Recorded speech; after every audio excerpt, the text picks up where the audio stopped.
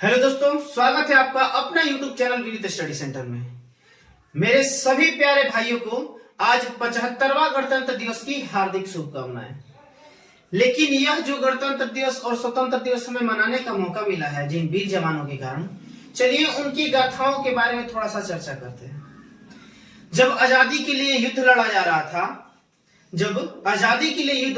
था तो एक वीर जवान के पिता अपने पुत्र से कहता है कि पुत्र, जिस भारत माँ की रक्षा के लिए तू सरहद पे जा रहा है, भले शरीर का इंच इंच कट जाए लेकिन 1 इंच भी पीछे मत हटना।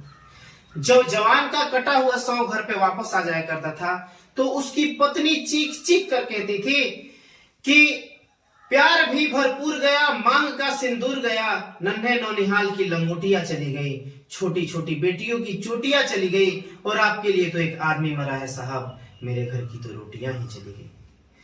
दोस्तों, हृदय तो तब छली छली हो जाया करता था जब एक बूढ़ी माँ अपने बेटे के चीथड़ों को देखकर बोला करती थी कि साहब, आप तो भर्ती में 1 इंच भी कम नहीं लेते थे, मैं आधा शरीर कैसे ले लूं।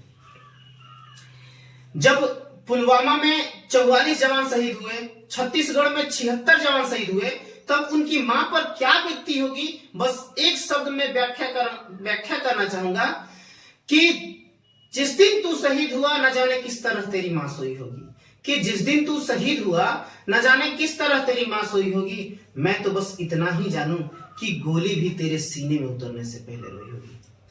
0 डिग्री सेल्सियस एक ऐसा तापमान है जिस पर पानी बर्फ में बदल जाता है, और आपको सुनकर हैरानी होगी कि -18 डिग्री सेल्सियस पर हमारे देश के जवान सरहद पर मौत के दरवाजे पर सीना तान कर खड़े रहते हैं। हम सलाम करते हैं ऐसे वीर जवानों को।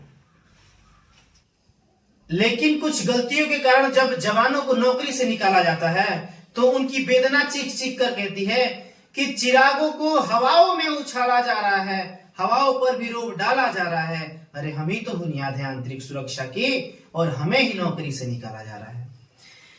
भारत की इस पावन धरती पर एक से बढ़ के एक क्रांतिकारियों ने जन्म लिया, जिनमें से एक भगत सिंह भी थे।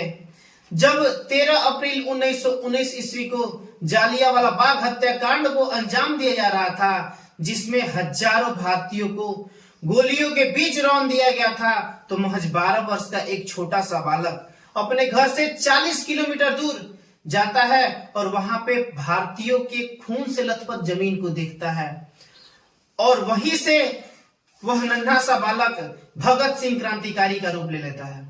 उसके बाद उसके दिमाग में बस एक ही शब्द गूंजता है, आजादी आजादी, जिसे देखकर लोग उसे पागल कहते हैं। तो फिर वो कहता है कि मेरे सीने में जो जख्म है वो अंगूर के गुच्छे हैं, कि मेरे सीने में जो जख्म है वो अंगूर के गुच्छे हैं, मुझे पागल ही रहने दो, हम पागल ही अच्छे हैं।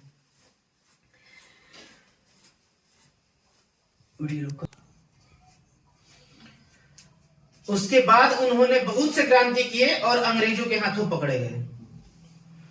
वो चाहते तो भाग भी सकते थे, लेकिन वो भागे नहीं। उनका कहना था कि सरपरोसी की तमन्ना अब हमारे दिल में है, सरपरोसी की तमन्ना अब हमारे दिल में है, देखता है जोर कितना बाजुए का दिल में है। 24 मार्च 1931 ईस्वी को भगत सिंह, सुखदेव और राजगुरु तीनों क्रांतिकारियों को फांसी की सजा मुकर्रर हुई थी, लेकिन भीड़ अधिक होने के कारण 23 मार्च को ही उन्हें शाम 6 बजे फांसी पर लटका दिया गया था, जिन्हें हम लोग शहीद दिवस के रूप में मनाते हैं। चलिए बस इतना ही कहकर हम अपने वाणी को विराम की अवस्था की ओर ले जाते हैं और कुछ अंतिम शब्द से अपने वाणी को विराम देंगे कि हम अपनी जान की दुश्मन को अपनी जान कहते हैं, कि हम अपने जान की दुश्मन को अपनी जान कहते हैं, मोहब्बत की इसी मिट्टी को हिंदुस्तान कहते हैं, और जो दुनिया में सुनाई दे उसे कहते हैं खामोशी, आज जो आंखों में दिखाई दे उसे तूफान कहते हैं। जय हिंद, जय भारत।